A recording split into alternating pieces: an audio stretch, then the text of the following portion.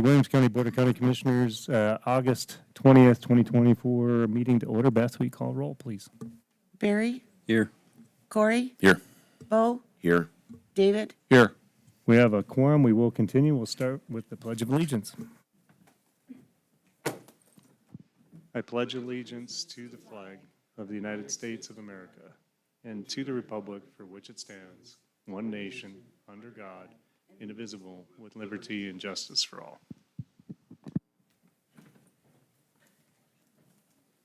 Okay, we'll start with the consent agenda. What are the wishes of the board? Motion to approve as presented. Second. Okay. We have a motion and a second. Any discussion? Hearing none. Beth, roll call vote. Barry, Yes. Corey, Yes. Steve, Yes. Bo, Yes. David. Yes. Motion passes. We are going to modify the agenda slightly by changing the order. We're going to jump down to public hearings, and we are going to do the Upper Missouri District Health Unit 2025 budget hearing. Well, and with that, we'll open the 2025 budget hearing for Upper Missouri District Health Unit. Is there any comments from the audience?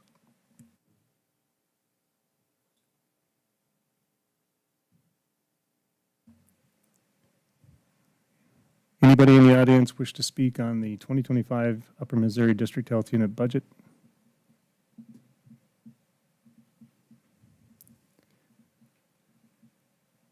Okay, third and final time.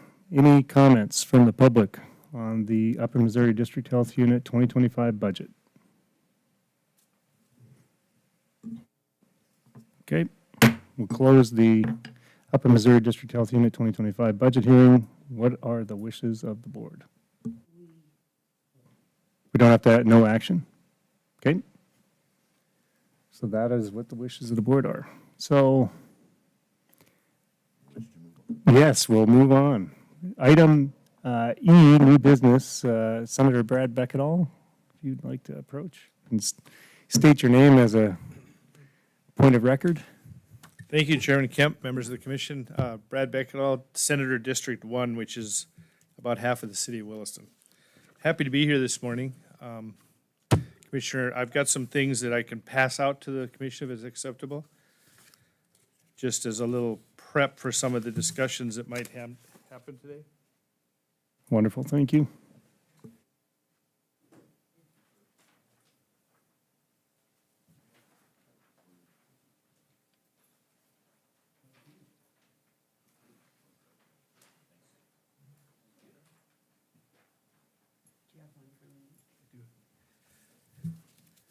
Mr. Chairman, I understand this is a public meeting, but this is not anything that's going to be put in stone.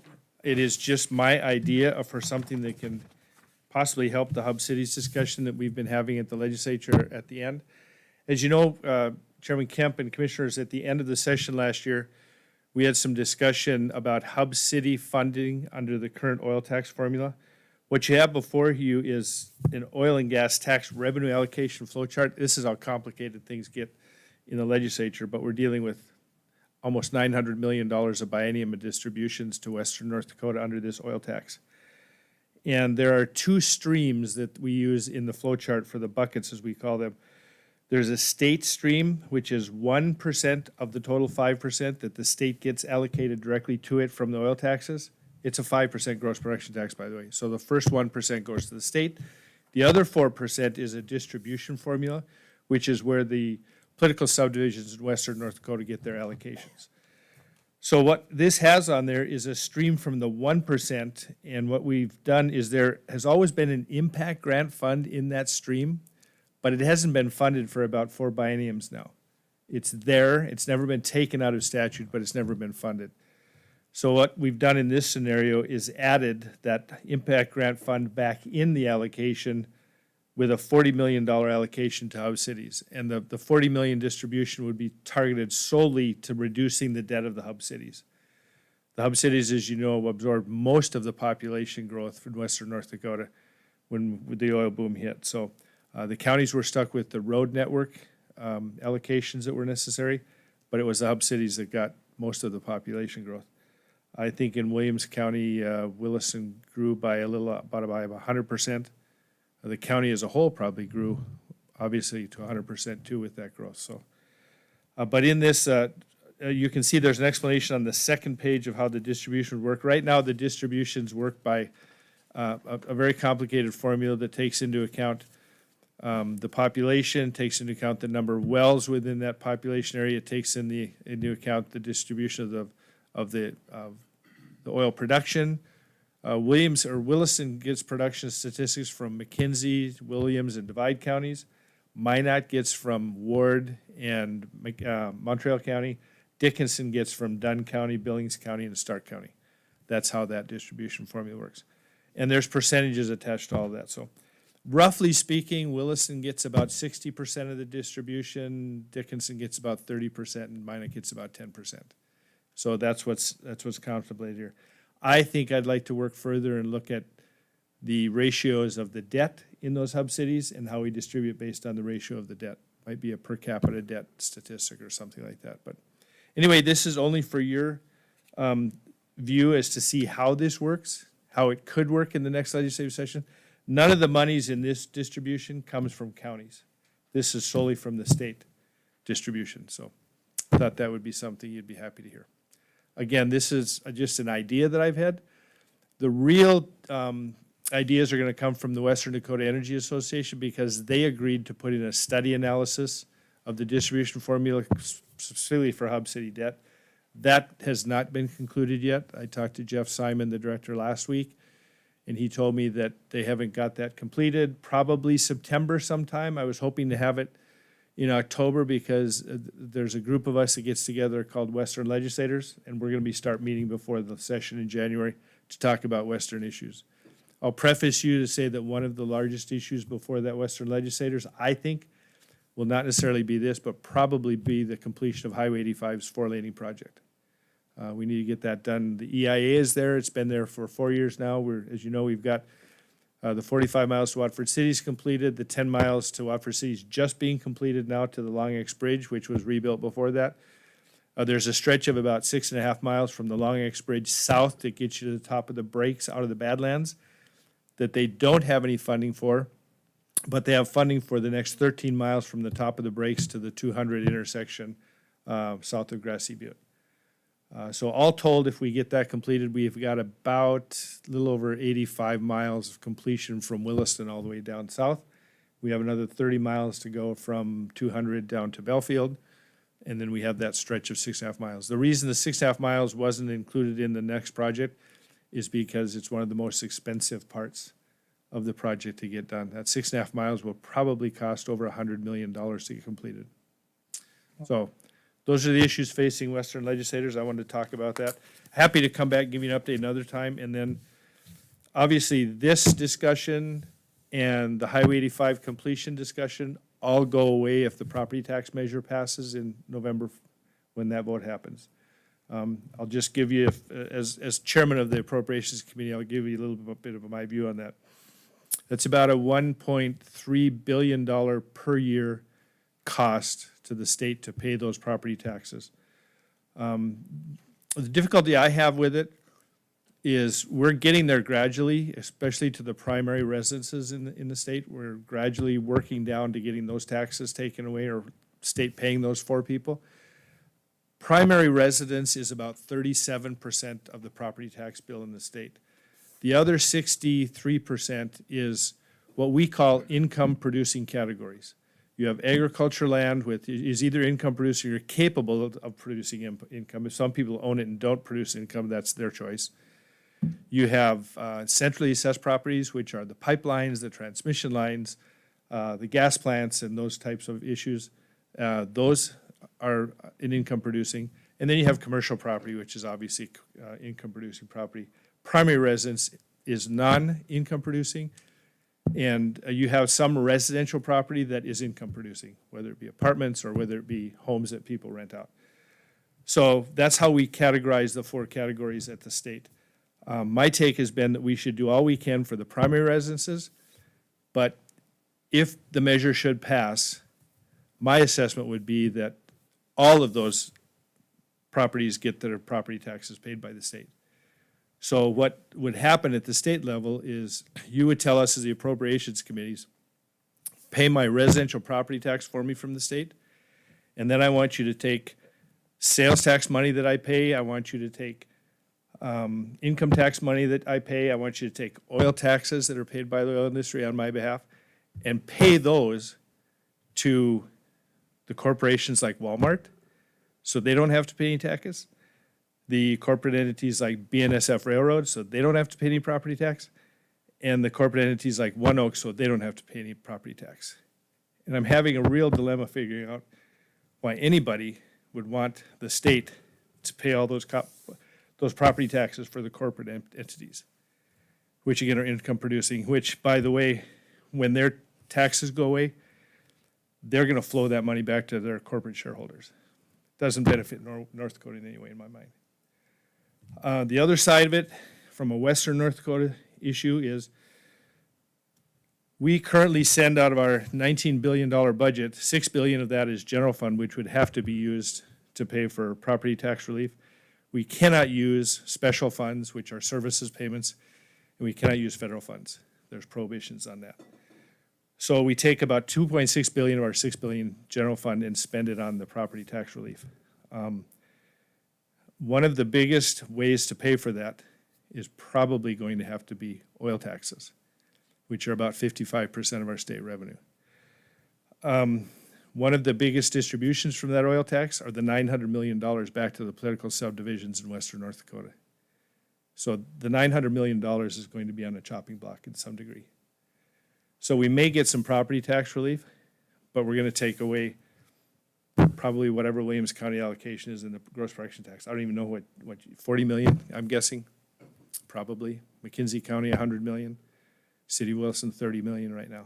So we may see a benefit on the property tax side, but we're going to see a huge loss on the other revenue that the state pays to the political subdivisions.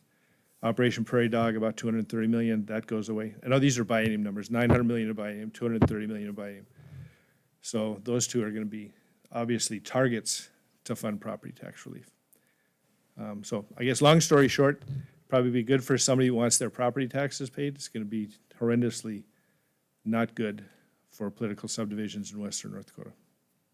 Again, that's my take. I'm not here to stand for or against the measure.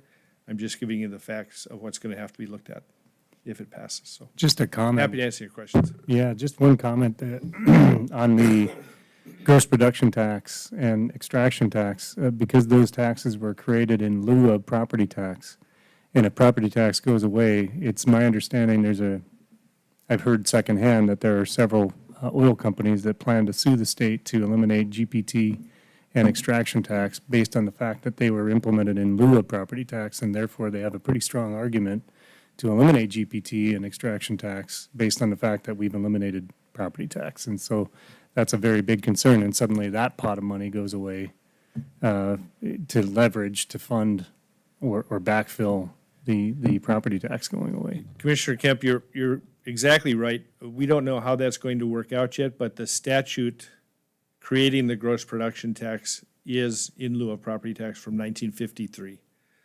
So it's pretty obvious to most of us that if property tax goes away, all of the in lieu of property tax statutes will be challenged in court. And once they're challenged in court, if it's successful, we have to figure out a different way to tax oil companies if we're going to continue to tax them at all. You have to understand that part of the argument for getting rid of property tax as a whole is that government has too much money, and one of the ways you reduce government is you take away the revenue stream. And so those people would probably be very happy if the oil companies didn't have to pay the tax. But from a state standpoint, again, 55% of our revenue stream is oil taxes, and that would be unsustainable for the state to even manage any state programs without that money. So we'll have to figure that out if it happens. I agree with you that if the property tax goes away, there will be a challenge to any in lieu of property tax that's out there. And just for clarity too, and from GPT, gross production tax and extraction tax, and the Prairie Dog bill, wasn't that the the funding that pays for social services in all the counties right now? Yeah, there is a bucket in the oil stream of $250 million per biennium, which was a tax relief bucket. In the 2017 and 2019 sessions, I had bills in that took that allocation and specifically allocated it to the county social services administration costs. So that would have to go away as well. And as you know, we took away also the ability to levy 20 mills to pay for that administration at the county level. So I'm not sure how we reinstitute that or if we even do. So lots of what I would call unintended consequences to the idea of getting rid of property tax for residences. Yeah. Again, we get rid of property taxes for everybody, the income producing as well as residences. And we put in jeopardy oil tax streams, not just for Western North Dakota, but potentially for the whole state. And maybe you want to talk about the reduction in property tax that the legislature enacted last session. So last session, we enacted a huge reduction in income tax. What we did is we took about 70% of the public that would have a tax liability income tax, no longer pays any income tax at all. So 30% still do. And you have to have a taxable liability of, I believe, over $75,000 to pay any tax as an individual. And then we also made a primary residence tax credit of $500 per year on your home. So you have to, the difficulty, and the counties know this, you know this on how counties work, because the tax department that administers this is really dependent on information from the counties to make this work. And we're not trying to put more work on the counties, but in the transactions that occur on sales of property, it's very difficult for us to say this property is a primary residence, because when that property is sold, we don't know what the other owner is going to intend to do with it. So we require the public to go, it takes about 90 seconds online, or you can call the tax department, do this without it online if you want to. It takes about 90 seconds to register your property as a primary residence through an affidavit process. Once that's done, you're eligible for the $500 tax credit. You have to do that, unfortunately, every year, again, because transactions occur and we can't trace the properties when that happens. But again, it takes about 90 seconds of your time to do that. It's a $500 tax credit for this year. For next year, it was anticipated to be $500, but since we're going into session, there's discussion of changing that to $1,000 per year next session. And the idea would be that we continue to bump that up as much as we can with the funding that we have to take the primary tax, the primary tax burden away from the primary residences. So that's the idea right now. The discussion there's a tax relief committee meeting on September 4th in Bismarck. I plan to be there. I'm not a member of the committee, but I've attended all of their hearings. And one of the plans on the table will be to increase that to $1,000 per year, which I'm guessing in a small rural residence in North Dakota, that may be a substantial portion of your small town property tax. In a larger city, it might not be.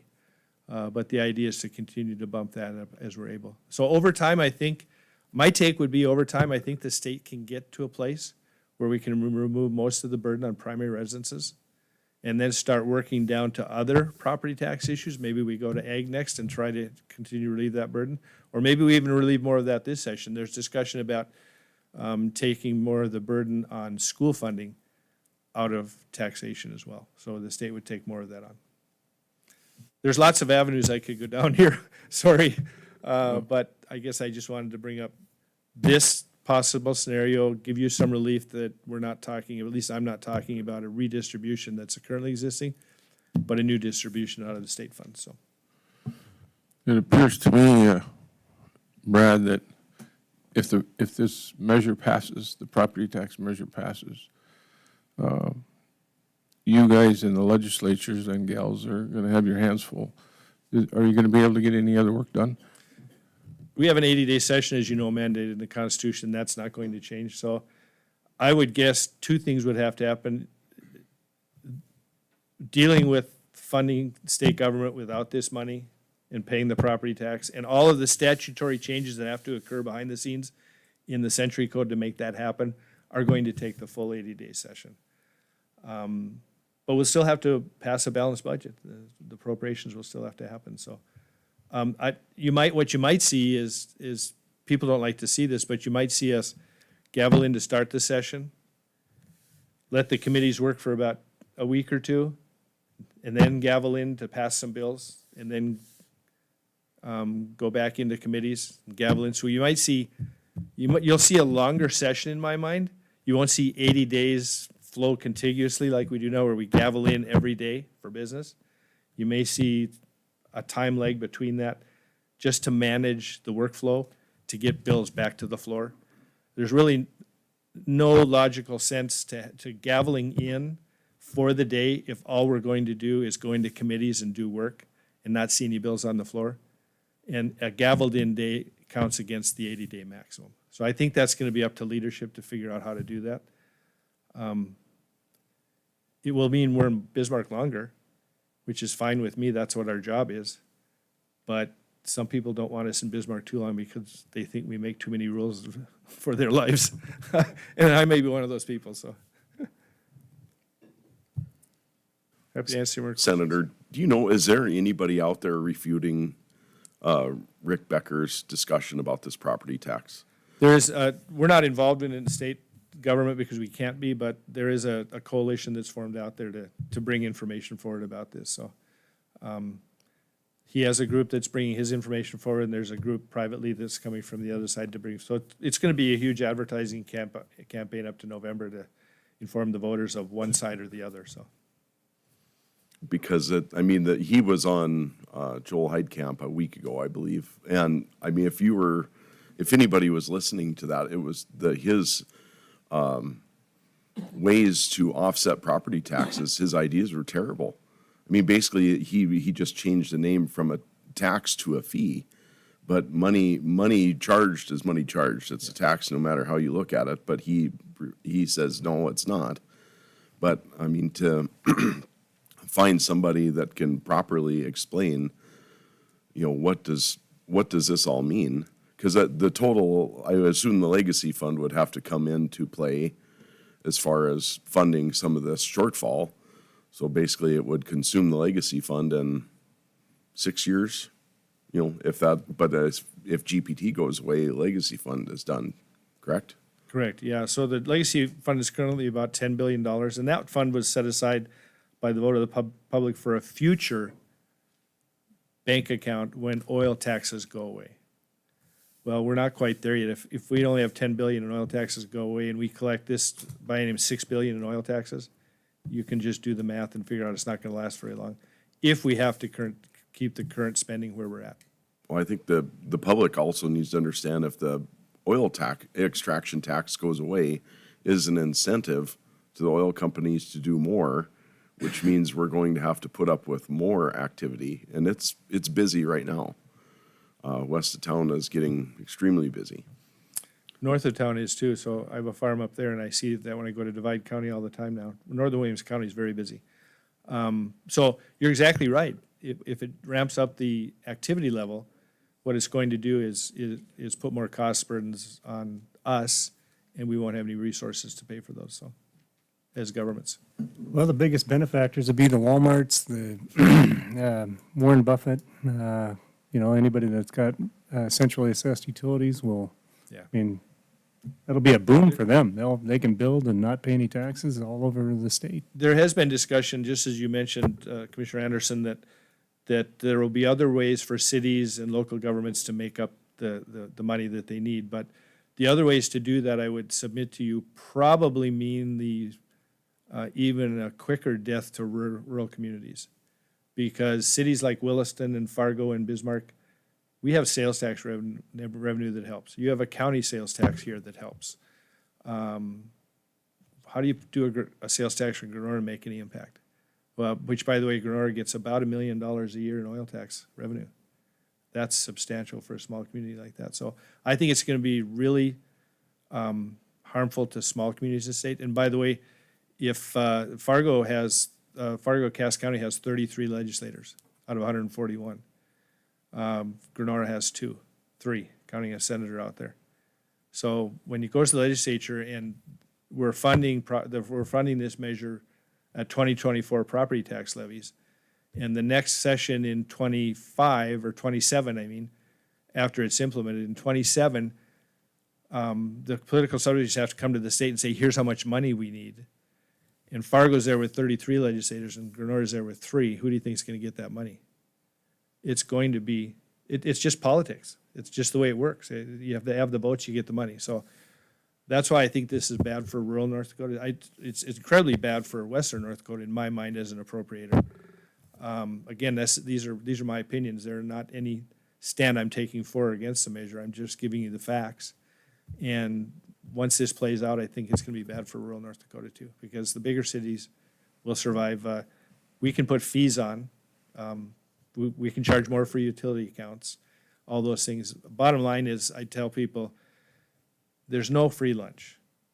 If you're not collecting in property tax in a big city to make things run, you're probably going to find a fee structure or utility structure or something else out there. As Mr. Becker proposed on the show, there's other ways to pay for this. So if you have no residential property tax, but you're paying more for fees and utility fees, you're still paying more money to run government, so. So Brad, in what I've read and seen with these fees, there's really no structure to them that I've seen. I mean, and I'm thinking that if that's the case, if the local entities are able to charge fees, with all those fees, they could end up paying more than they are in their property taxes. Yeah. And the issue with fees, however unfair you think the property tax system, I was on finance and tax for 4 years in the legislature and have now served in local political office for, I think, 36 or 37 years. So I get budgets at the local level too. But however you feel about that, the property tax system we have today is probably the most fair you can make it, because if I have a large house with a large valuation and I have the ability to own that large property, I'm going to pay more in property tax because I have the ability to do that. If I'm in a small house, my residential house is 800 square feet. That's all I need for me. Under this current system, I pay less than a person that has a 3,000 square foot house. Now, I could probably pay more, and I wouldn't mind doing that, but that's just the way the system is. The burden falls on those who have the most ability to pay on the valuations. Under this system, if we go to fees and utility fees and things, in an 800 square foot house, I'm going to pay a utility fee equal to that 3,000 square foot house. So it's going to hit the senior people harder because they tend to have smaller residences. It's going to hit the lower income people harder. So it's going to shift the burden from what I would call a more fair burden, probably to more unfair, because it's going to burden the lower income people higher. I'm glad you mentioned the representation within the state, where Cass County has far more representation than we do out here in the West. But one of the common themes I hear from constituents is we need to get more from the state. That's a wholly unrealistic proposition when we're up against, a far bigger population in the East. So my guess is that money is going to flow where the representation is. And instead of getting more, we're going to get less. And this is just going to lead to a lot of frustration from the taxpayers, I would guess, in the West. Commissioner Kemp, we have a system now that I think is, we're doing better than we ever have in western North Dakota. This will be a redistribution to eastern North Dakota if this happens.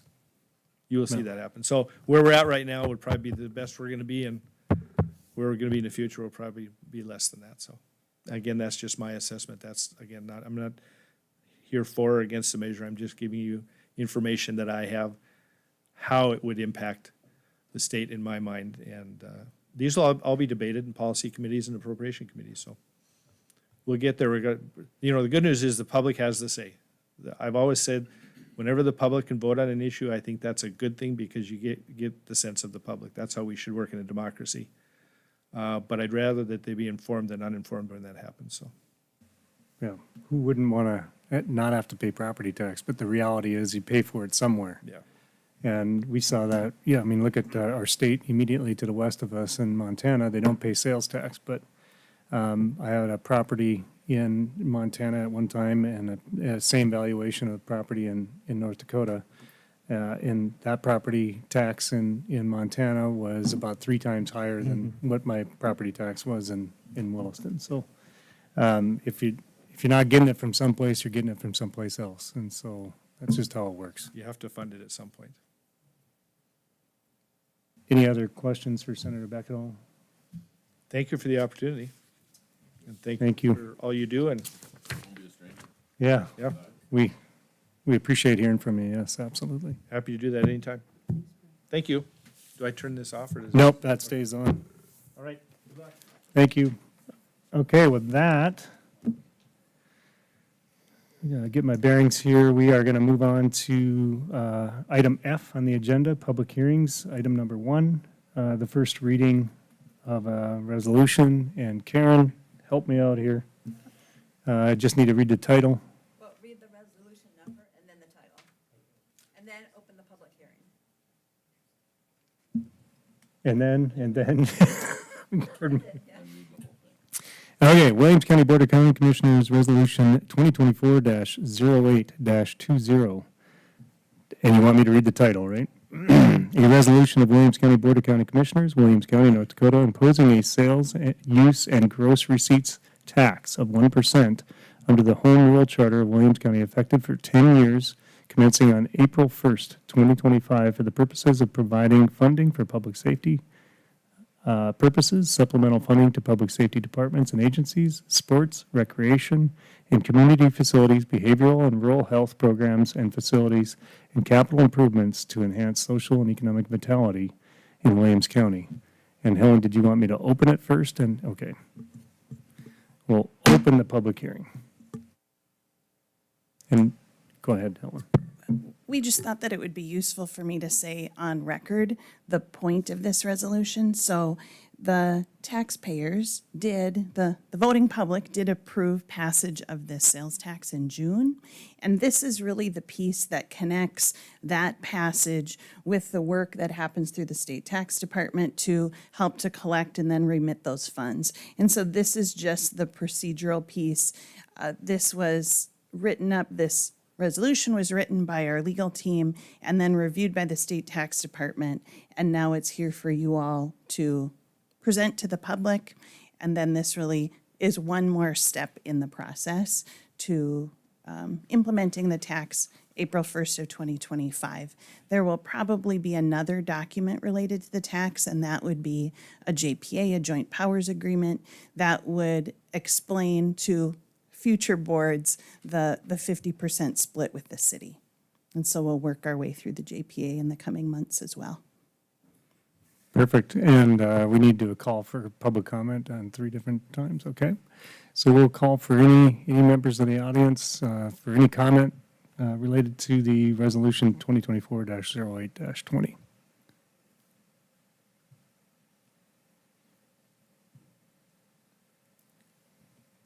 Again, any public comment on resolution 2024-08-20?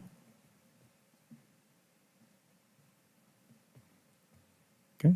Third and final time, any public comment on the Williams County Board of County Commissioners, resolution 2024-08-20? Okay, we're going to close the public hearing. And we don't have to take any action, correct? Okay. All right, we are going to move on to report of department heads. Beth, you're up. Good morning, Commissioners. This is in reference to the petitions that I received to put on the ballot abolishing the Weather Modification Authority on the November general election. We were to receive 2,795 petition signatures. We received 2,960. My staff and I went through the petitions. We verified with the state that we were doing everything properly, and we did. And so they have more than enough signatures for us to put it on the ballot. And since this is within the time period to get it on the ballot for November, I need, I have a suggested motion inside your packets. And the ballot will be Williams County Measure Number 1. Shall the Williams County Board of County Commissioners abolish the Williams County Weather Modification Authority? Yes means you approve the measure as summarized above. No means you reject the measure as summarized above. That will be the ballot language that will be on November if you approve it. Okay, And the reason I'm doing it now is because September 3rd is the day that it has to be turned in, so I thought I would get a jump on it. okay. I mean, September 3rd, did I say that? Yeah. Okay, what are the wishes of the board? On the basis that the petition has a necessary number of signatures of qualified electors and is being submitted to the board within 60 days prior to the date of November 5th 2024 general election, as required by NDCC 61-04.1-30, in order to put this question on the ballot, I move to accept the signed petition and place the question of abolishing the Williams County Weather Modification Authority on the November 2024 general election ballot. Is there a second? Second. Any discussion? Hearing none, Beth, roll call vote. Corey? Yes. Steve? Yes. Bo? Yes. David? Yes. Barry? Yes. Motion passes. Thank you. All righty. Development Services.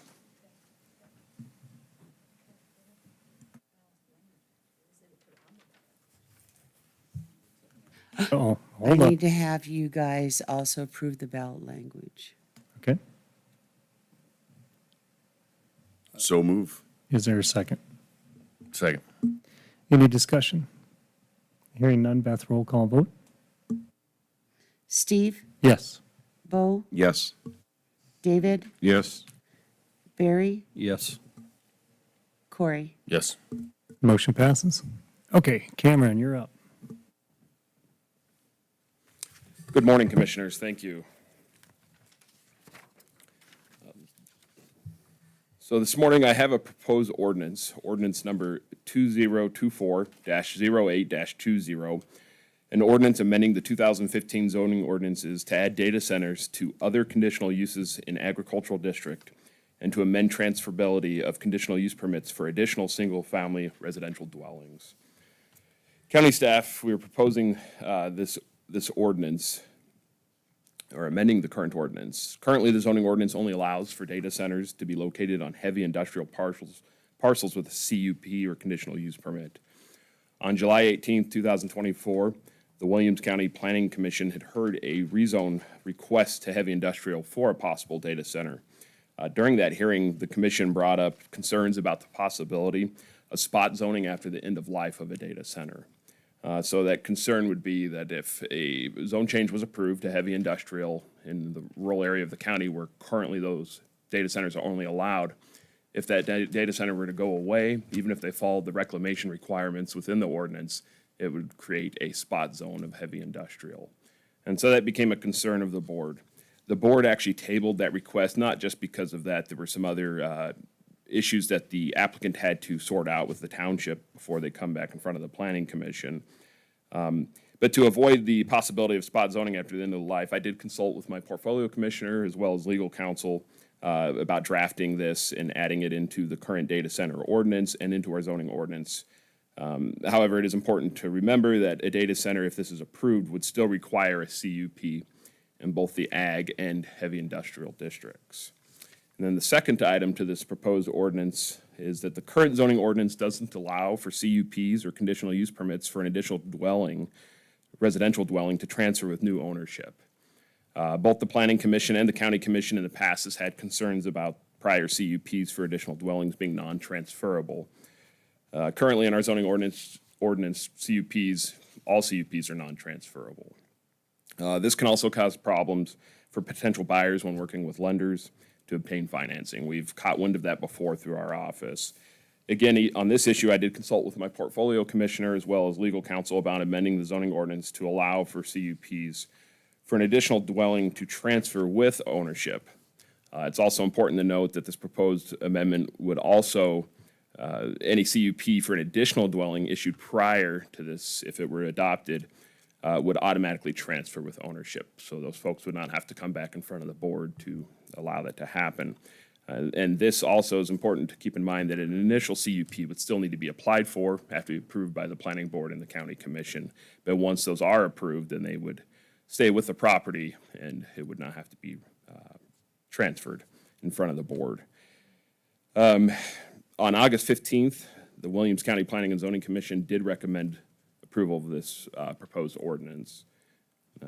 My recommendation would be to approve the ordinance 2024-08-220 as presented. There are alternatives. The board could approve both. They could approve only one amendment, deny the other, or deny both amendments.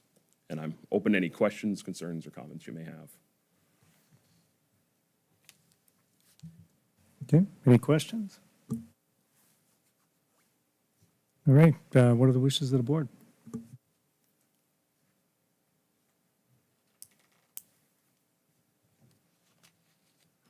Mr. Chairman, I'll make a motion to approve recommendation of planning and zoning on ordinance 2024-08-20. Is there a second? Second. Any discussion? So amendments to these ordinance, they don't require any public hearing or anything? So we had the public hearing portion at the Planning and Zoning Commission. Okay. If this is approved today, state law just requires that it is advertised for 2 consecutive weeks in the paper to allow anyone to come in front of the board. Okay, any additional discussion? Hearing none, Beth, roll call vote? Bo, Yes. David, Yes. Barry, Yes. Corey, Yes. Steve? Yes, motion passes. Thank you. Thank you, Cameron. Appreciate it. Thanks. Okay, we're moving down to item I. Helen.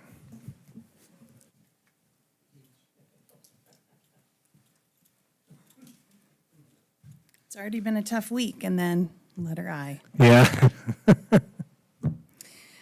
Okay. Position report first. The piece of paper that you have in front of you shows that in, one of my staff, Haley, who we used to see in the back, has accepted a different job and has actually already left employment. So we're looking for permission to fill that communication specialist position. And then I would add that we did have a resignation of a sheriff's deputy who's relocating out of the area yesterday. And so I would add that to my request, please. What are the wishes? Make a motion to approve both requests, Mr. Chairman. Is there a second? Second. Any discussion? Hearing none, Beth, roll call vote? Yes. Yes. Yes. Yes, Yes. motion passes. And then on the board position side of the paper, you will see that we have seat 4 and seat 5 in the weed board. Just a note, Tom Leo, our weed director, called me yesterday and felt really bad that he couldn't be here today. He is out of town for a weed-related training, and I assured him that you all would understand. It was okay. So Roger Baker is currently serving seat 4 and is asked to be reappointed. And then the only other candidate, so we had Roger's interest and then one other person, Chase O'Neill, or one other qualified person. There was maybe someone who was disqualified, but Chase O'Neill is the other qualified person. And Mike Hansen has served on the board for a long time and had indicated that he was not interested in serving again. So we'd ask for Roger Baker and Chase O'Neill to be appointed. Their terms would be 9/1/2024 through 8/31/2028. Okay, what are the wishes of the board? Motion to approve both Roger Baker and Chase O'Neill for the terms stated. Okay, I'll is there, second. perfect. Any discussion? Hearing none, Beth, roll call vote? Barry, Yes. Corey, Yes. Steve, Yes, Bo, Yes. David? Yes. motion passes. All right, so Fund 110 is the new fund that's been created that will collect the sales tax extension dollars. So you understand that I use terms public safety sales tax to refer to the tax that has been going on and ends on March 31st of 25. The April 1st, 25, 10 years forward, I refer to as the sales tax extension, just to keep it simple. So the sales tax extension fund will be Fund 110. We will not receive any of those dollars until June 1st of 2025 because of the taxes imposed and then vendors collected, and then it goes to the state tax department, and then it comes to us. But one of the projects that we have targeted, the indoor year-round ice facility, we'd like to do some preliminary work related to that building right now because the Williston Park District, who is likely to be highly involved in the operation of that building, they are in the middle of their master planning process. And so they're making decisions about their next 10 years or trying to make plans at least for the next 10 years. And so we are in need of some money to do a little bit of preliminary planning in terms of maybe site location, or at least narrowing down to a short list for places where that indoor year-round ice facility would make sense. So as a part of the resolution that was approved or that was read today, it would allow us to repay ourselves for a loan that we would make into this fund, expend some dollars before the tax has actually been collected, and then be able to pay ourselves back. Certainly, we don't think we're building a building in the next year, but we need a little bit of money to potentially do some pre-work to be able to get going once this tax starts coming in. So you see the document. I'm sorry, it was my fault. I thought I emailed it to Beth and then I didn't get it till yesterday, so it wasn't in your packet over the weekend. And I didn't put it in. Oh, So you don't have it. okay, so it's just a normal finance department transfer form, so it's nothing special. Can I read you the words then that are on it without readers on? Let's see if I can do it. So the wording is, it's a loan from the general fund to the sales tax extension fund to support preliminary assessments and pre-design services for projects to be funded through the county 1% sales tax extension. Fund 110, the sales tax extension fund, is a government fund and has no source of revenue until tax collections began on August 1st, 2025.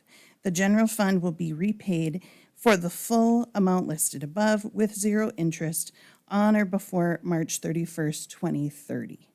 So these are the words that the finance department needs to document this loan, which is how it's classified, for any future audits. So as you hear, some of the criteria where it had to be government fund to government fund loan, there could be no other source of income coming into the fund in order to qualify for the loan now. Then we put in a date in which the general fund would be repaid from the sales tax revenues, made it a certain date so that a future board could make that decision but didn't have to decide right away what it would be. Perfect. What are the So- wishes? Oh, go ahead. Al. Well, yeah, so the amount that I am suggesting is $500,000.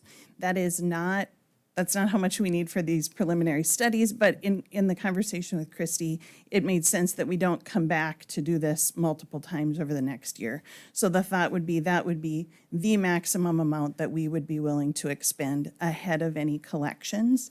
And of course, next on the agenda is a request to spend some of that money, and all of those requests would come to you through me over the next year. Okay, any questions?